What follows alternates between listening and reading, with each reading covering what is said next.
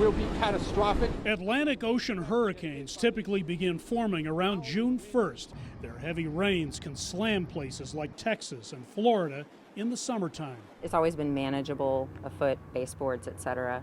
This one kind of hit everyone really hard. In fact, hurricanes like Harvey in 2017 are the most destructive of all weather disasters in the U.S., causing $1.3 trillion in damages from 1980 to 2023. A lot of really, really nice houses, and they're virtually all going to be gone now. This year could well add to that damage total. I can tell you I've done a lot more interviews in February and March than I normally do on hurricanes.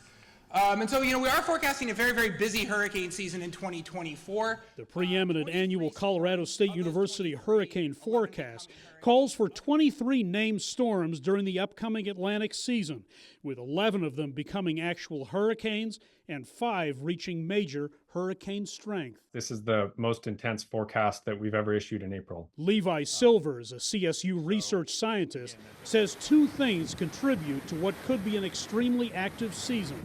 One, the Atlantic region where the hurricanes form is warmer than we've ever seen it before at this time of year, and it's actually been record-breaking warm for a full year. Warm water helps fuel hurricanes and create a more unstable atmosphere.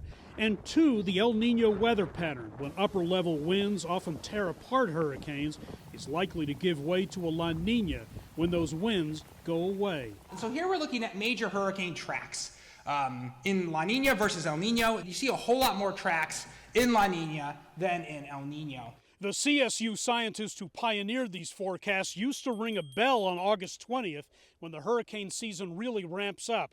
Now the alarm is being sounded extra early. The goal of all of this is to hopefully help people be prepared and to help people not be caught off guard.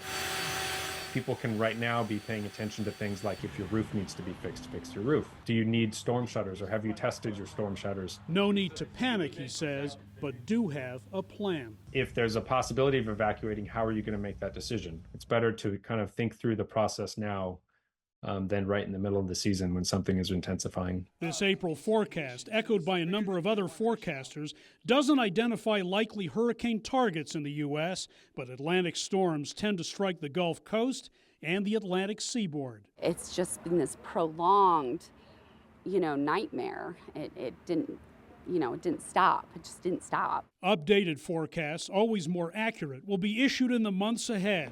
But this is an early and serious heads up for those who could be in affected areas. Hendrik Sabrandi, CGTN, Denver.